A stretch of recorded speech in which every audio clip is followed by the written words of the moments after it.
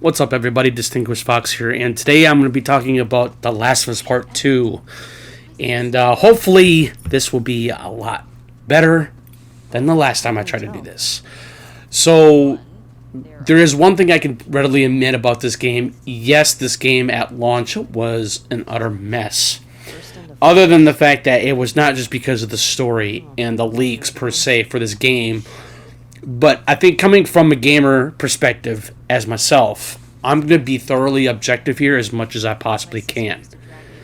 Now, while I do believe, I think The Last of Us Part 2 is a really good addition to the previous Last of Us, which is coming out with a remake of this year, and it looks pretty cool. I really like the way how they did some better implementation in terms of the graphic fidelity and vice versa, and some other gameplay improvements as well.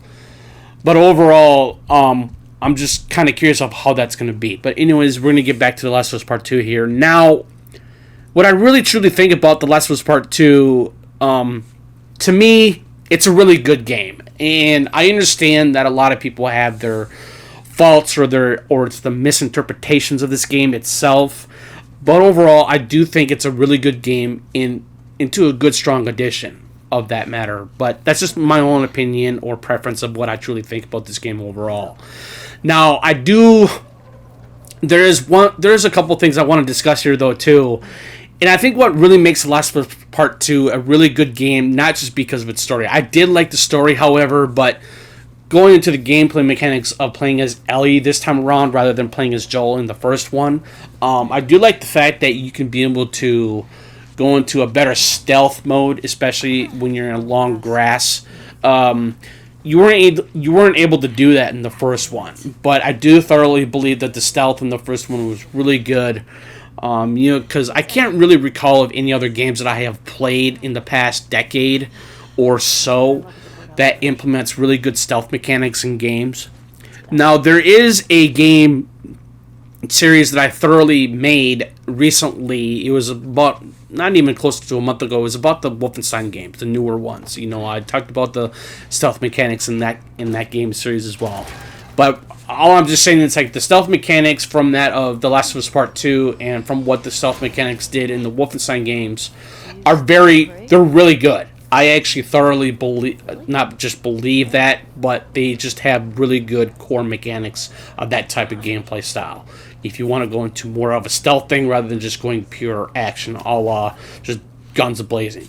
So, I do like Ellie. I really do like Ellie as a character. I think I really think that Ashley Johnson did a really good job portraying the role as Ellie again.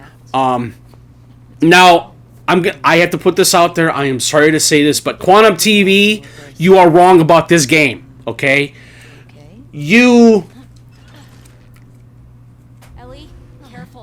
have no right to think that you can have a game like this that can portray LGBTQ plus community from this game to the real world of itself.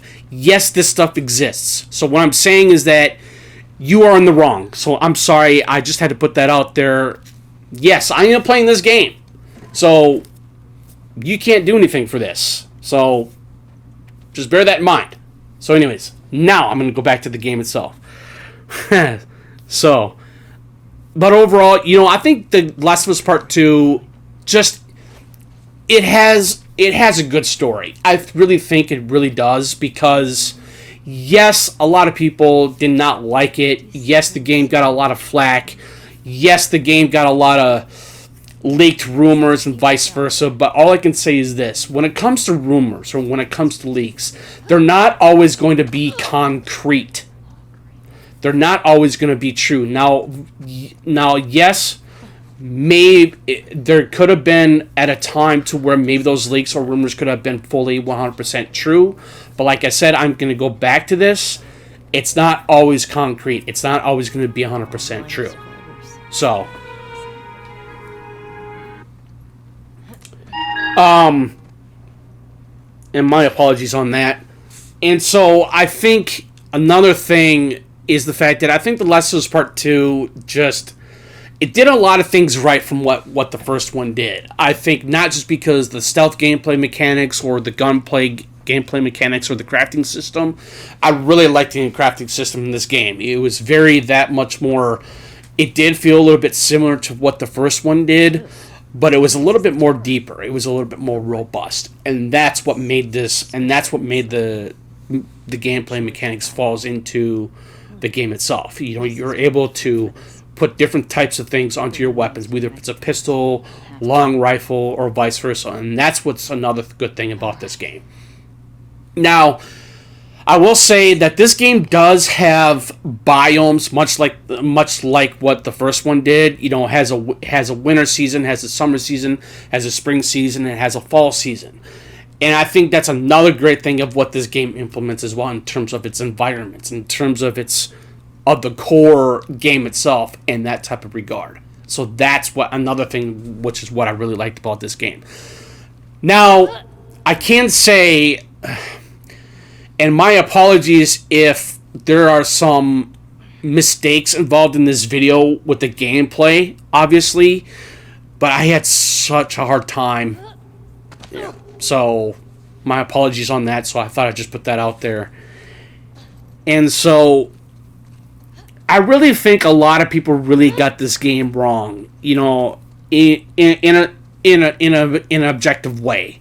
I am thoroughly trying to be objective about all this. Yes, I know it's 2022, and yes, it's a little bit maybe an older game now. I think it has been maybe about 3 or 4 years, if that. But even still, I do believe that The Last of Us Part 2 just did things to what a lot of people weren't really quite expecting. Even so, what the ending was from that of The Last of Us Part 1, which I still consider Part 1, obviously, because it is Part 1. Hence the reason why we have The Last of Us Part 2. So there's a Part 1 and a Part 2, of course, because both of these games are very interconnected in terms of its story, its character progression, and how it just implements the story overall as a deeper motivation of trying to understand these characters and how they are just intertwined and how interwoven they are, and making it more not just unique, but the way it's the interaction. And I think that's what made this game great. I really do. It's the same thing as The Last of Us Part 1. Now, I do thoroughly believe, I think The Last of Us Part 2 did. I really think that it just had a lot of good ideas. It had a lot of good, not just ideas, but it had a lot of alternate ways of getting around certain things. The Last of Us Part 1 did not really have that per se. I really shouldn't say that, but I did. So my bad on that. But overall, I just think The Last of Us Part 2 did a really good job, you know, having that alternate pathways. You know, being able to go certain areas within the game and to progress a certain type of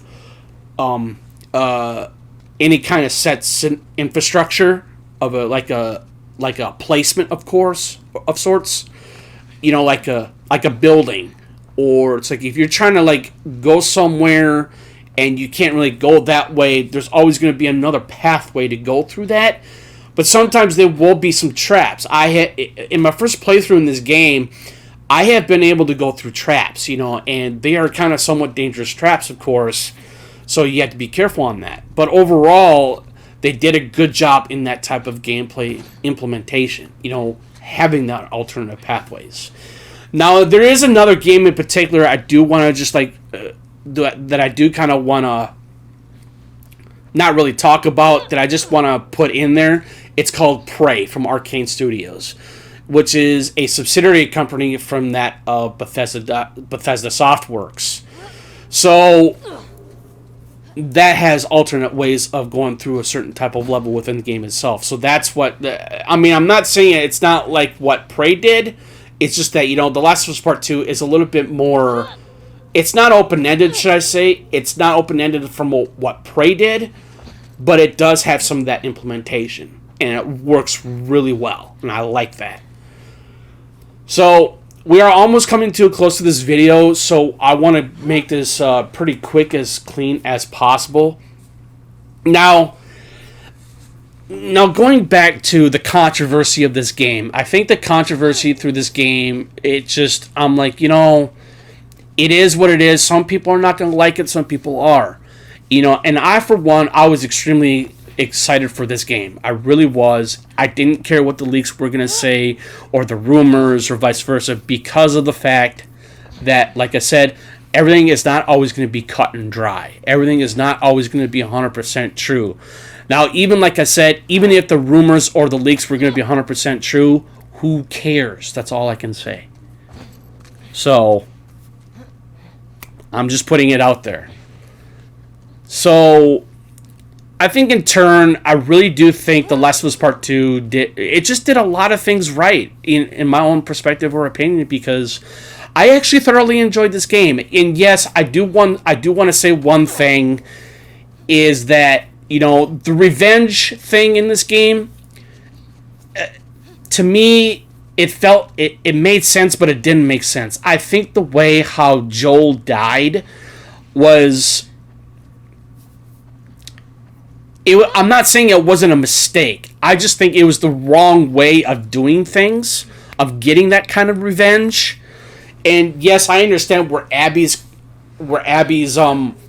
point of view was in terms of getting that revenge in The Last of Us Part 2, but I feel like maybe it was justified, but to me it felt like it wasn't justifiable enough, because you gotta understand, it's like people are always going to have a certain type of some sort of revenge plot, but it's like it's not always going to be. It could be the right thing, or it could be the wrong thing, and I think that's what really made a lot of people not be so justified with The Last of Us Part 2 as a game as a whole.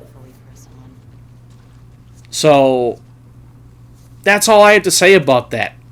And like I said, am I going to apologize for what I truly think about that? Yeah, maybe a little bit. But like I said, you do have to be objective enough. Maybe not enough, but you at least have to be a little objective in terms of what games you really want to like and maybe possibly play more than once. And that's pretty much what I'm doing here. I mean, not in this video, because I'm making this video as a commentary thing. I'm doing this because I feel like I want to be able to get my voice heard. I want to be able to have people understand of what my perspective is, or what my objective opinion about this game as is. That's the most important thing.